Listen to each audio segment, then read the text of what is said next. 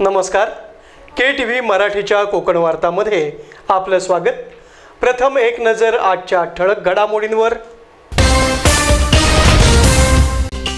23 April रोजी होणाऱ्या रत्नागिरी सिंधुदुर्ग लोकसभा मतदारसंघाच्या निवडणुकीमध्ये जास्तीत जास्त मतदान व्हावं म्हणून जिल्हाधिकारी सुनील चव्हाण यांनी बोटीद्वारे समुद्रात जाऊन केली जनजागृती. माझा राजकीय असतं कोणी ऐरागैरा करू शकत नाही. करायचा असेल तर तो फक्त मतदारच करू शकतील. आमदार उदय सामंत यांचं प्रतिपादन. आणि लोकसभा निवडणूक निकालाबाबत अचूक भविष्य वर्तवा आणि 21 लाख रुपये जिंका, महाराष्ट्र अंधश्रद्धा निर्मूलन समितीनं केलं आवाहन. या नंतरच्या बातम्या थोड्याशा विश्रांतीनंतर. समंदर की गोद में पला है तू, अंगड़ाई लेते ही लहरें शुरू. आज यौवन की मस्ती छोड़, ले चलता हूं तुझे एक नए मोड़. आजा तुझे मां पुकारे अब, छेड़ देते हैं बीच से कुछ शरारत हंसी. गले लगा ले उसे ए फकीर, इंतजार कर रहा है तेरा तो. चल दे देते हैं उसे फसल की खूबसूरती तो. आजा तुझे मां पुकारे अब, मीलों आगे चलना है हमें. सिर्फ फसल नहीं, तेरे स्पर्श की चाह में बैठे हैं शहरों में भी कहीं. उनके मुख पे भी लानी है मुस्कान, उन्हें भी देनी है एक नई पहचान. आजा तुझे मां पुकारे अब. फिनोलेक्स पाइप्स पहुंचाए पानी को अपनी मां के पास. साहेब. बोला पाटील. एक अडचण होती. 1 महिन्यासाठी रजा हवी होती. रजा? कशासाठी? थोडा मेडिकल प्रॉब्लेम होता. हर्नियाचं ऑपरेशन करायचं आणि शिवाय रिकव्हरीला थोडा वेळ लागतोच ना. हर्नियाचं ऑपरेशन? माझं ऐका पाटील, तुम्ही मोर्या हॉस्पिटलमध्ये ऑपरेशन करा. तिथं सगळं सोयीचं आहे. दुर्बिणीनं शस्त्रक्रिया करतात, त्यामुळे तुम्ही एका दिवसात घरी जाऊ शकता. एका दिवसात? अहो, 1% ऑपरेशन करतात, कमी दुखतं, त्यामुळे रोजच्या कामाला तुम्ही लवकर जाऊ शकता. लवकर म्हणजे? म्हणजे 7 दिवसात. शेतकरी, नोकरदार आणि बिझनेसमॅन साठी एकदम बेस्ट. शिवाय पुन्हा हर्निया होण्याची भीती नाही. ते ठीक आहे सर, पण ते जड सामान उचलायचं वगैरे? अहो, त्याचंही टेन्शन नाही, तेही करू शकता. फास्ट रिकव्हरी, शिवाय पैसा आणि वेळेची बचत. बोला, देऊ महिनाभराची रजा? अजिबात नको. हो, मोर्या एवढं पाठीशी असताना महिनाभर काम धंदा सोडून कोण घरात बसणार? साहेब, मी आता थेट मोर्याच गाठतो. Morya hospital, E ward, Rajarampuri, 9वी गल्ली, कोल्हापूर. आणि आता वळूया सविस्तर वृत्तांताकडे. दिनांक 23 एप्रिल रोजी होणाऱ्या रत्नागिरी सिंधुदुर्ग लोकसभा मतदारसंघाच्या निवडणुकीत जास्तीत जास्त मतदान व्हावं म्हणून जिल्हाधिकारी सुनील चव्हाण यांनी बोटीद्वारे समुद्रात जाऊन जनजागृती केली.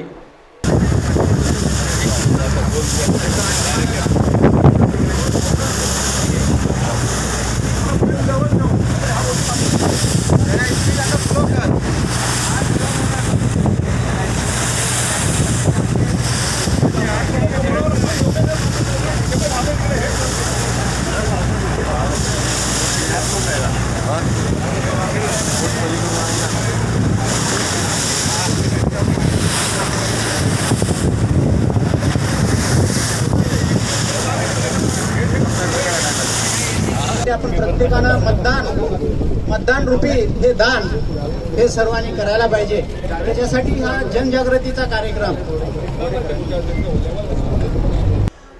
मतदान करण्यासाठी मच्छीमारांना आवाहन करणाऱ्या जिल्हाधिकारी सुनील चव्हाण यांच्या या नाविन्यपूर्ण उपक्रमाचं शेकडो मच्छीमारांनी स्वागत केलं आहे.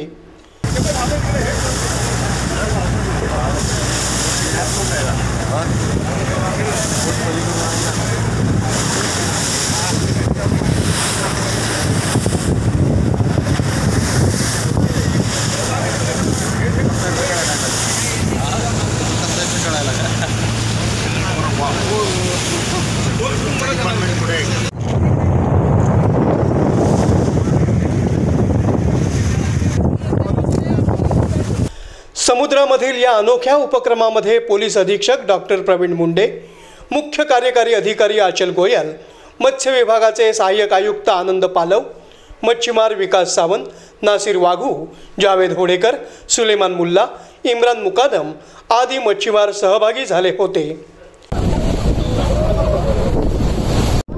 प्रतिनिधी कोणता आहे हे आपल्याला काय माहीत राहणार नाही किंवा आपण काहीच नाही केलं तर आपण कुणाला म्हणून अधिकार. त्याच्यासाठी आपण प्रत्येकानं मतदान रूपी हे दान हे सर्वांनी करायला पाहिजे. त्याच्यासाठी हा जनजागृतीचा कार्यक्रम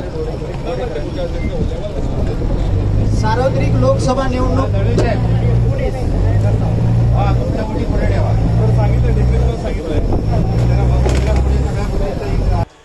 जिल्हाधिकारी सुनील चव्हाण यांनी मच्छीमार बंधू भगिनींना 23 एप्रिल रोजी मोठ्या प्रमाणात मतदान करावं असं आवाहन केलं.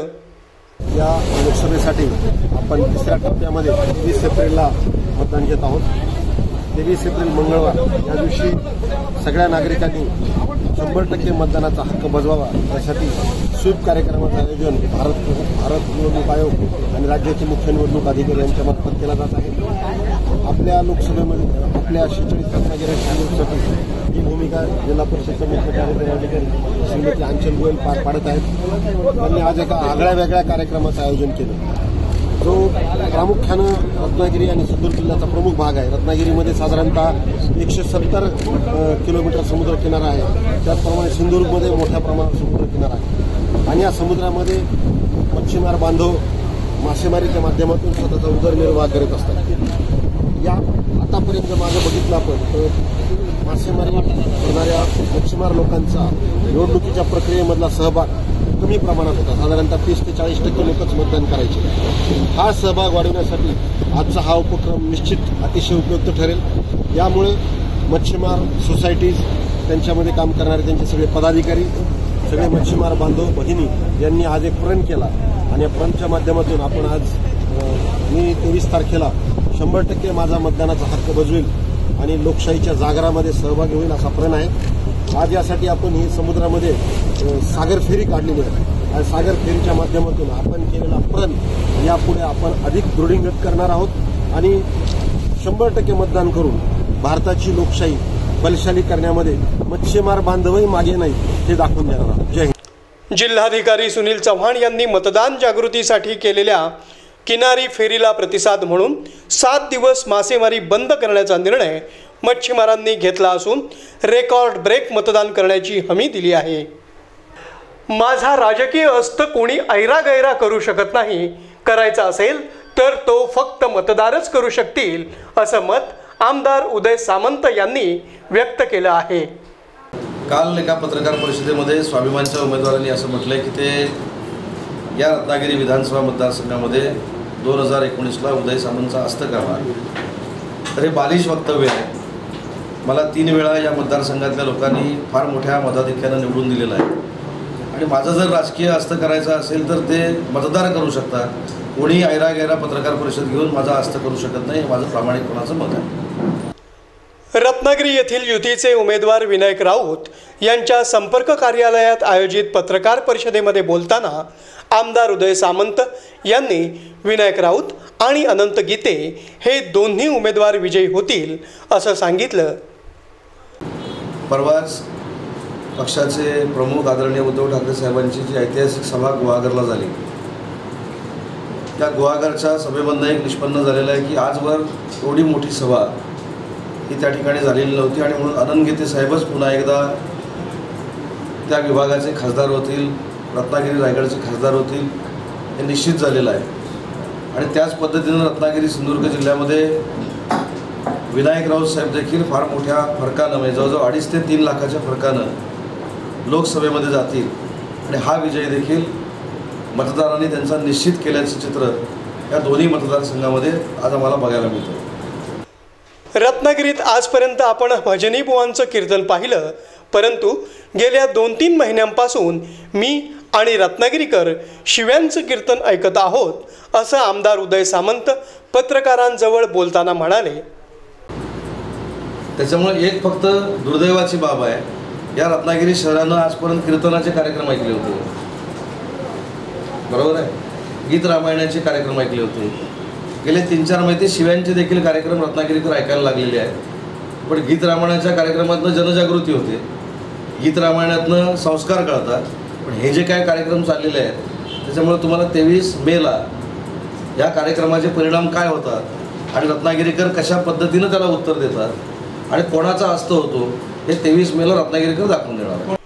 शिवसेनेचे उपजिल्हा प्रमुख बाबू म्हाप हे व्यावसायिक आहेत, त्यामुळे त्यांच्यावर टीका करणाऱ्यांचेही कणकवली, गोवा व अन्य ठिकाणी बार आहेत. त्यामुळे कोणीही कोणाच्या व्यवसायावर टीका करणं योग्य नसल्याचं आमदार उदय सामंत म्हणाले. मला पत्रकारांना देखील एक विनंती करायची आहे की तुम्ही देखील अशी मागणी करा, खरी जी काय व्हिडिओ काय ती सीडी असेल ती जनतेला दाखवावी ना पोलिसांनी. त्याच्यामध्ये बाबू म्हापने काय वेगळं केलं असेल, बाबू म्हापने काय प्रसंग झाला. मी जी माहिती घेतली बाबू म्हाप या व्यक्तीकडनं, जे जिल्हा परिषद सदस्य आहेत आणि माझे मित्र आहेत, मला त्याचा अभिमान आहे. बाबू म्हाप माझे मित्र आहेत म्हणून मी त्यांना कोणीतरी काहीतरी बिअर बारवाला म्हणतोय, ठीक आहे, ते बिअर बारवाले आहेत. काही लोक बिअर बार परमिटवर रूमवाले आहेत, म्हणजे बिअर बार हा त्यांचा व्यवसाय आहे. पण हे टीका करणाऱ्यांचं नाही आहे का? ज्यांनी बाबू म्हापांवर टीका केली की ते बिअर बारवाले आहेत त्यांचं नाही. कधी आपल्याला कोणाला माहीत नसेल, पण आहे, कणकवलीत आहे, गोव्यामध्ये आहे. त्याच्यामुळं बिअर बार असणं, परमिट रूम असणं किंवा एखादा व्यवसाय असणं, व्यवसायावर तर कोणाला जाऊच नाही. पण बाबू म्हापकडनं ज्यावेळी मी चौकशी केली त्यावेळी ते पण प्रचाराचा कुठेतरी सांगता करून त्या परिसरामध्ये येत होते आणि त्यांना गर्दी दिसली. त्यांची गाडी ही 8 ते 9 नंबरलाच होती, ती 1 नंबरला होती असं म्हणत नाही, 9 नंबरला होती. आणि गर्दी दिसली म्हणून हे ज्यावेळी तिथे गेले त्या पोलिसांबरोबर हे काय सगळे प्रकार चालू होते. बाबू म्हापना बघितल्यानंतर तिथली काही लोक बाबू म्हापच्या अंगावर धावून आली आणि त्यांना बाबू म्हापना बाजूला करण्यासाठी पोलीस धावले आणि पोलिसांनी अडवलं. हा फक्त झालेला प्रसंग. त्याच्यानंतर बाबू म्हापची सुद्धा गाडी तपासावी ही मागणी करण्यात आली आणि बाबू म्हापची सुद्धा गाडी तपासलेली आहे. त्याचा पण व्हिडिओ कदाचित पोलिसांकडे असू शकतो. लोकसभा निवडणुकीबाबत अचूक भविष्य वर्तवा आणि 21 लाख रुपये जिंका असं आवाहन महाराष्ट्र अंधश्रद्धा निर्मूलन समितीच्या वतीनं रत्नागिरी इथं आयोजित पत्रकार परिषदेत करण्यात आलं आहे.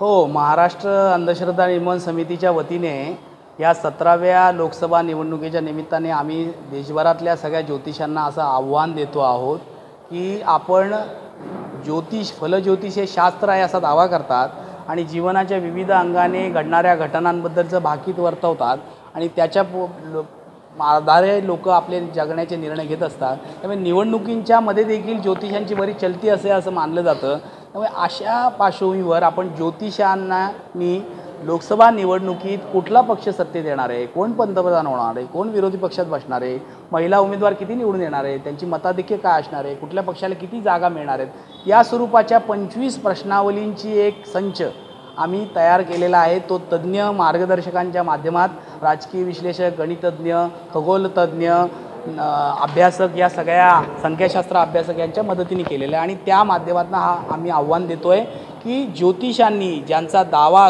करत आलेले आहेत की फलज्योतिष हे शास्त्र आहे, त्यांना ही संधी आहे की महाराष्ट्र अनिसनने दिलेले आव्हान स्वीकारावं आणि आपलं भाकीत अचूक वर्तवून लोकसभेच्या निवडणुकीबद्दल 21 लाख रुपये जिंकावेत.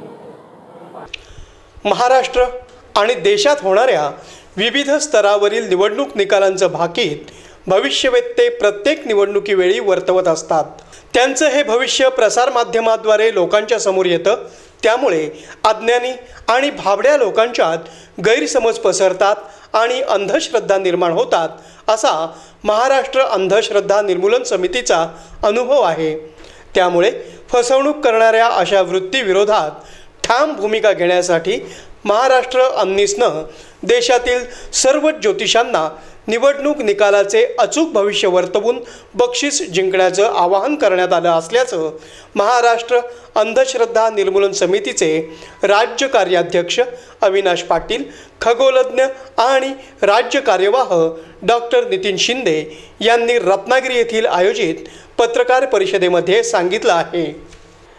गावखडी मठातील श्री स्वामी समर्थांच्या पालखीचं रत्नागिरी शहरात आगमन झालं असून या पालखीच्या दर्शनासाठी भाविकांनी मोठी गर्दी केली होती.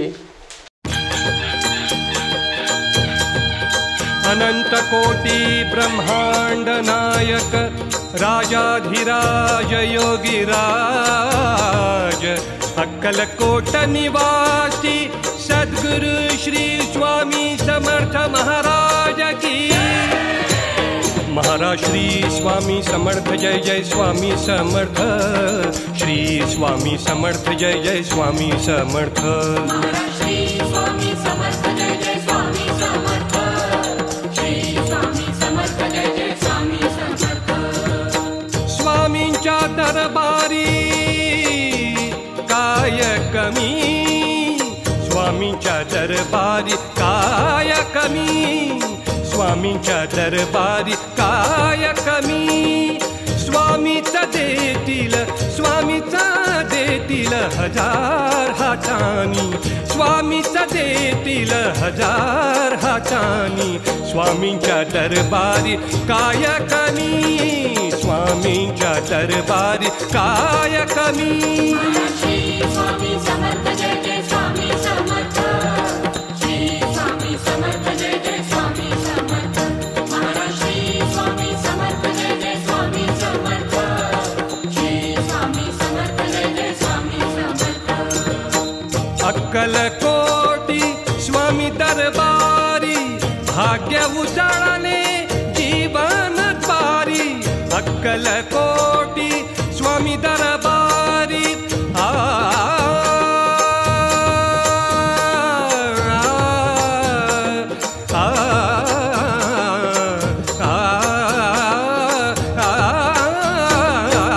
अक्कलकोटी स्वामी दरबारी भाग्य उजाळले जीवन द्वारी।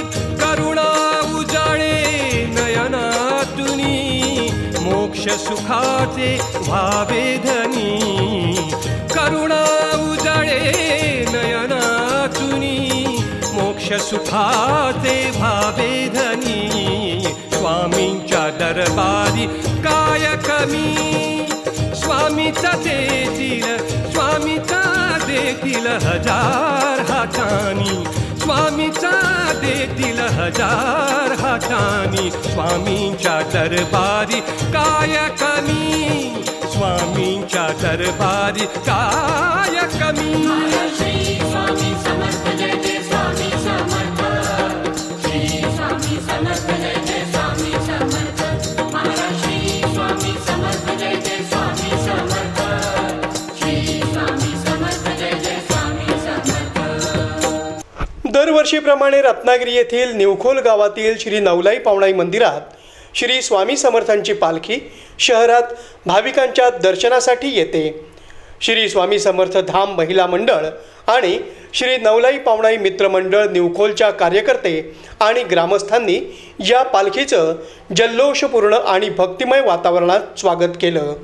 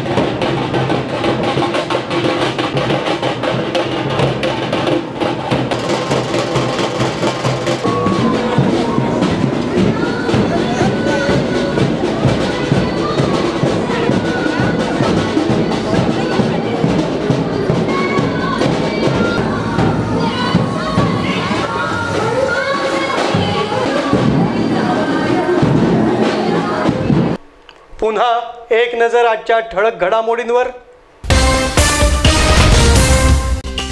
23 एप्रिल रोजी होणाऱ्या रत्नागिरी सिंधुदुर्ग लोकसभा मतदारसंघाच्या निवडणुकीमध्ये जास्तीत जास्त मतदान व्हावं म्हणून जिल्हाधिकारी सुनील चव्हाण यांनी बोटीद्वारे समुद्रात जाऊन केली जनजागृती। माझा राजकीय अस्त कोणी ऐरागैरा करू शकत नाही, करायचा असेल तर तो फक्त मतदारच करू शकतील, आमदार उदय सामंत यांचं प्रतिपादन। आणि लोकसभा निवडणूक निकालाबाबत अचूक भविष्य वर्तवा आणि 21 लाख रुपये जिंका, महाराष्ट्र अंधश्रद्धा निर्मूलन समितीनं केलं आवाहन. याबरोबरच आजचं हे बातमीपत्र संपलं. पुन्हा भेटूया पुढील बातमीपत्रात. तोपर्यंत नमस्कार.